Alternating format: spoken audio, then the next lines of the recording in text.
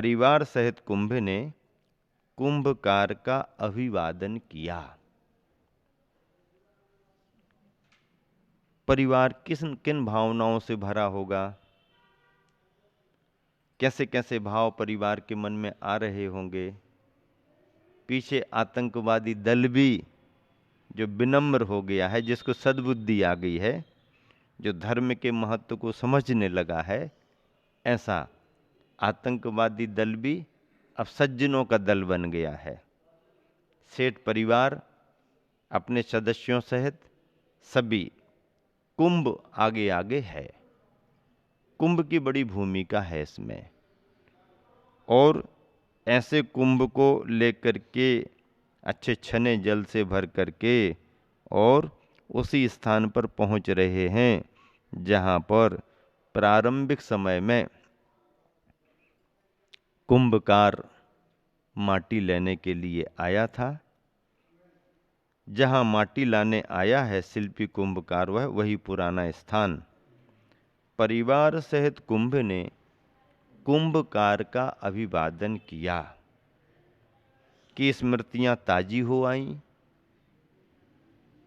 कुंभकार का अभिवादन परिवार ने किया तो स्मृतियां ताजी हो आईं।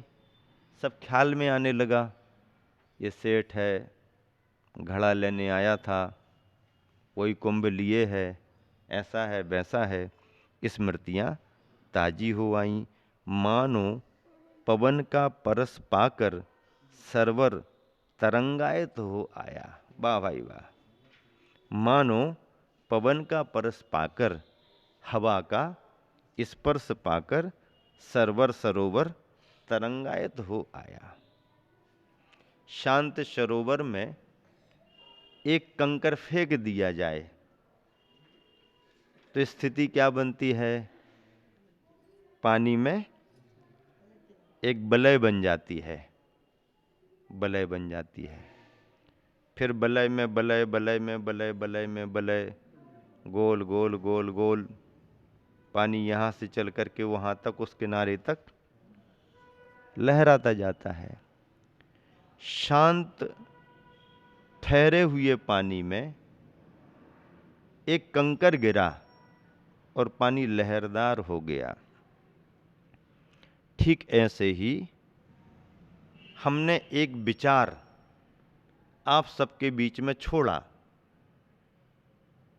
सबके विचार लहराने लगते हैं, लहराने लगते हैं। विचार बहुत गहरा असर डालते हैं, बहुत गहरा असर डालते हैं विचार। विचार विचारों को प्रभावित करते हैं, विचार विचारों को स्पंदित करते हैं। एक विचार सभी के बीच में दिया गया कि हजारों लाखों दिमाग उस विचार में घूमने लगते हैं। विचारों का प्रभाव बहुत है। तो स्थिति क्या बनती है? सरोवर शांत है, पानी ठहरा हुआ है, एक कंकर गिरा, पानी हिलने लगा, गोलाकार बनने लगा। ऐसे ही विचारों को जब दिया जाता है तो दूसरों के विचार स्पंदित होते हैं। गुरु विचारों को प्रदान करता है, शास्त्र विचारों को प्रदान करते हैं। शब्दों में विचार देने की शक्तियां हैं, शब्दों में बहुत शक्तियां हैं। शांत व्यक्ति को भी हम क्रोधित कर सकते हैं, क्रुद्ध व्यक्ति को भी शांत कर सकते हैं। शब्द सुनकर के आदमी हंसने लगे, शब्द सुनकर के आदमी रोने लगे। शब्द तो शब्द हैं, लेकिन अच्छा, शब्दों से वही व्यक्ति प्रभावित होगा जो शब्दों को समझता है। अब मान लो अपन को भाषा ही नहीं आती, अब आप कर्नाटक में चले जा रहे और किसी को अच्छा नहीं लगा और उसने अपनी कर्नाटकी भाषा में कुछ भी कहना तुमको शुरू कर दिया, तुम्हें क्या फर्क पड़ रहा है? हमें तो भाषा ही नहीं आती। अपन तो अपनी बातचीत में चलो होगा, कुछ बोल रहा होगा। जिसको अंग्रेजी नहीं आती, अंग्रेजी में कोई गाली भी दे दे तो उसको क्या करना है? कुछ बोल रहा होगा, कुछ बोल रहा होगा। अंग्रेजी में उसने गाली दे दी, इसको गुस्सा ही नहीं आया। अब हिंदी समझ में आती है और हिंदी में कोई कुछ बोल दे, क्या कह रहे हो तुम? हैं? हमने क्या कहा? नहीं नहीं, हमने सब सुन लिया है। तुमने क्या कहा? हमने सुन लिया है।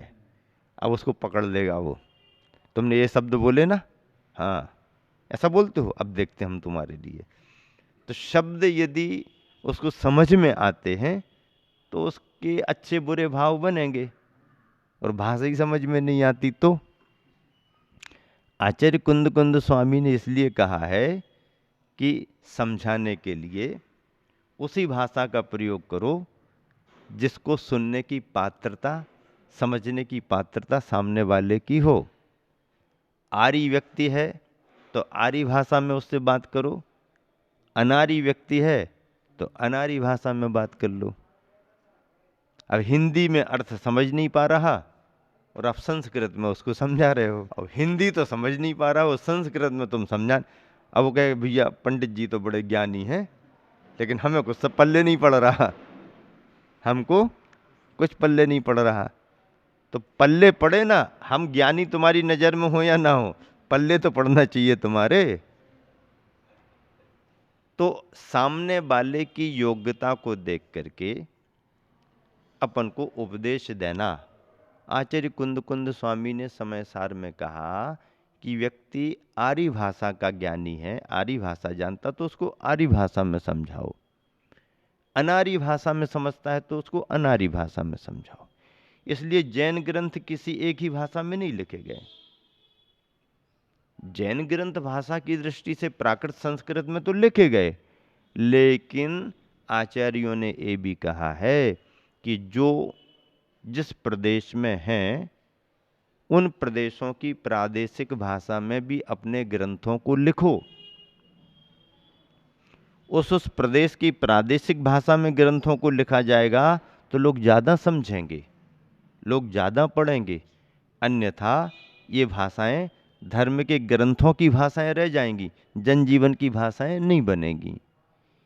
इसलिए दिगंबर साहित्य, जैन साहित्य, देश दुनिया के जिस कोने में जो भी विद्वान त्यागी वृत्ति रहे हैं, उन्होंने वहाँ की भाषाओं में सिद्धांत वही हैं, परिभाषाएं वही हैं, नियम वही हैं, कायदे कानून वही हैं, लेकिन भाषा उन्होंने वहाँ की अपनाई। इसलिए इतना धर्म का विस्तार बना हुआ है। मनुष्य तो छोड़ो, पशु पक्षी भी प्रदेश प्रदेश की भाषा समझते हैं।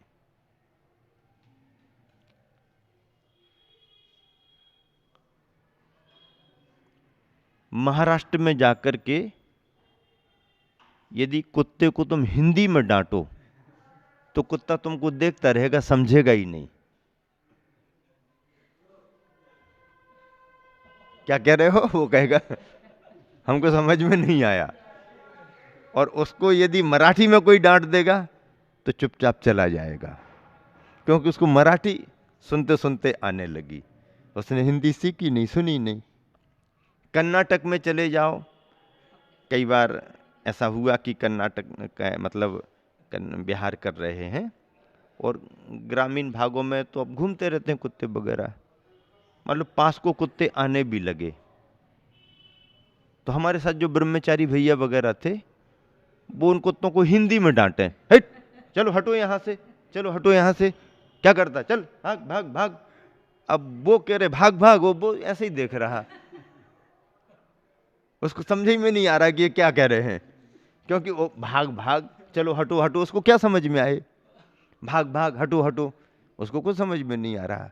फिर बाद में वहीं का कोई आदमी आते जाते वो कन्नड़ में दो चार शब्द उसको बोल देगा तो कुत्ता सुन करके तो कन्नड़ उसको समझ में आती है, क्योंकि कन्नड़ के शब्द सुनते रहते हैं।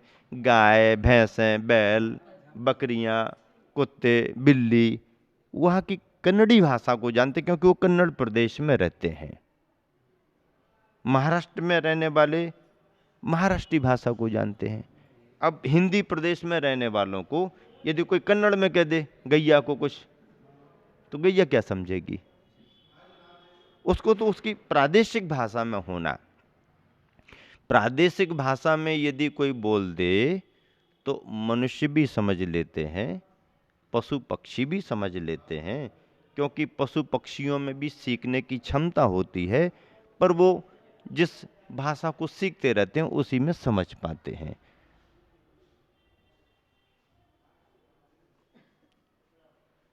हड़ हड़ अपन हिंदी में कहते हैं कुत्ते को, जैसे हटो हटो, हटो हटो कहेंगे तो कुत्ता एक तरफ हो जाएगा, हटो हटो हिंदी हो गई। मराठी में हड़ हड़, तो वो कुत्ता एक तरफ हो जाएगा। कन्नड़ में हच हच, हच हच, अब वो शब्द पकड़ में आ गए, ऐसा बोलो तो वो थोड़ा समझ जाता है। तो कुछ ऐसे शब्द रहते हैं अपनी अपनी भाषा के कि वो वहाँ के वो सभी जो भी हैं, पशु हैं, जानवर हैं, वो भी समझते हैं। दूसरी भाषा वो समझ नहीं सकते हैं। तो जिस को जो भाषा समझ में आती है उसमें समझाने से ही उस पर प्रभाव पड़ता है। तत्व की बात बतानी है, धर्म की बात बतानी है, उद्देश्य अपना अच्छा है, पर भाषा कौन सी पकड़ में आती है, कौन सी समझ में आती है। किसान आदमी बैठा है तो उसको किसानी के हिसाब से समझाना पड़ेगा। व्यापारी आदमी बैठा है तो व्यापारी के हिसाब से समझाना पड़ेगा। शिक्षित वर्ग बैठा है तो उसको शिक्षित वर्ग के हिसाब से बताना पड़ेगा। विद्यार्थी वर्ग बैठा है उसे विद्यार्थी वर्ग के हिसाब से। सामान्य श्रद्धालु जन बैठे हैं तो सामान्य भाषा में बात करना पड़ेगी। सामने जिस योग्यता से पात्र हों उनकी योग्यता को परख करके ही उपदेश दिया जाता है, और वही उपदेश उनके लिए लाभकारी होता है।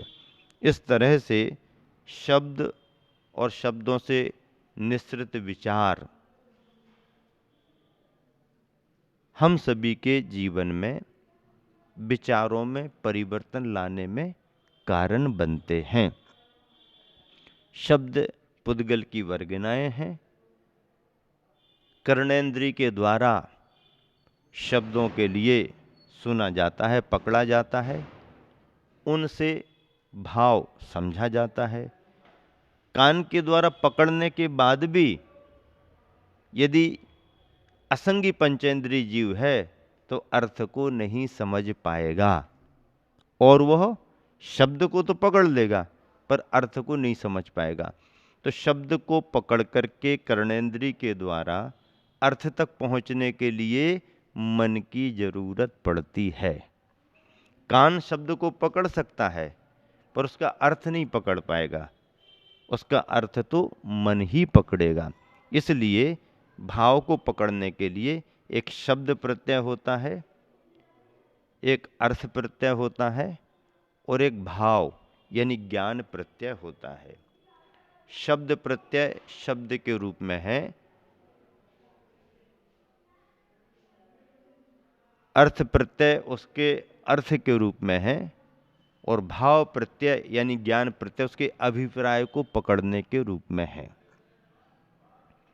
न्याय के क्षेत्र में एक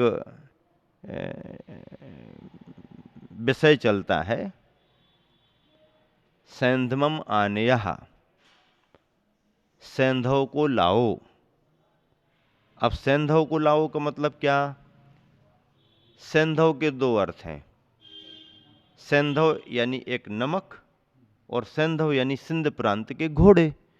सिंध प्रांत के घोड़ों को भी सैंधव कहा जाता है और नमक को भी सैंधव कहा जाता है। सैंधवम आनेयः, किसी ने कह दिया सैंधव को लाओ। अब शब्द तो सुन लिया, अर्थ क्या हो गया? सैंधव को लाओ, सैंधव को लाओ, सैंधव को लाओ, ये अर्थ हो गया, बराबर अर्थ पकड़ लिया। जिसके पास मन नहीं है वो सैंधवम आनेया सुन के छोड़ देगा, जिसके पास मन है विचार करेगा सैंधवम आनेया, सैंधव को लाओ कहा जा रहा। अब ज्ञान और भाव प्रत्यय क्या होगा? सैंधव को मंगाया जा रहा है, इसका मतलब क्या है, क्या ले जाना चाहिए? राजा साहब तैयार होकर के खड़े हैं द्वार पर और आदेश दिया है सैंधवम आनेया, तो जाओ भैया अस्तबल से घोड़ा लेकर के आ जाओ, क्योंकि राजा साहब को जाना है। शब्द सुना सैंधवम आनेया, आपने समझ लिया कि सैंधव को लाना है, लेकिन अब ज्ञान आपका क्या होगा, भाव आपका क्या होना चाहिए, भाव प्रत्यय क्या होना चाहिए? राजा साहब तैयार होकर के खड़े हैं, कहीं जाना चाह रहे, तो घोड़े को मंगाया जा रहा। राजा साहब यदि भोजन करने के लिए बैठे हैं और भोजन करते समय उन्होंने कह दिया सैंधवम आनेया, तो क्या लाना चाहिए फिर? नमक ला करके रख देना चाहिए। शब्द प्रत्यय सैंधवम आनेया, अर्थ प्रत्यय उसने मन से विचार करके कि सैंधव को मंगाया जा रहा। भाव प्रत्यय ये है कि राजा साहब यदि तैयार होकर के खड़े हैं तो ये हमें अपनी बुद्धि से, अपने ज्ञान से समझना पड़ेगा कि घोड़े को बुलाया जा रहा है। और यदि भोजन करने के लिए बैठे हैं और उस समय सैंधवम मंगाया जा रहा है, तो इस समय नमक की आवश्यकता होगी। ऐसे ही सिद्धांत के क्षेत्र में शास्त्रों की परिभाषाओं का रहस्य समझते हुए शब्द प्रत्यय से अर्थ प्रत्यय की ओर जाना पड़ता है, और अर्थ प्रत्यय से भाव यानी ज्ञान प्रत्यय को प्राप्त करना पड़ता है। समय आपका हो गया, विराम देता हूँ। महावीर भगवान की जय।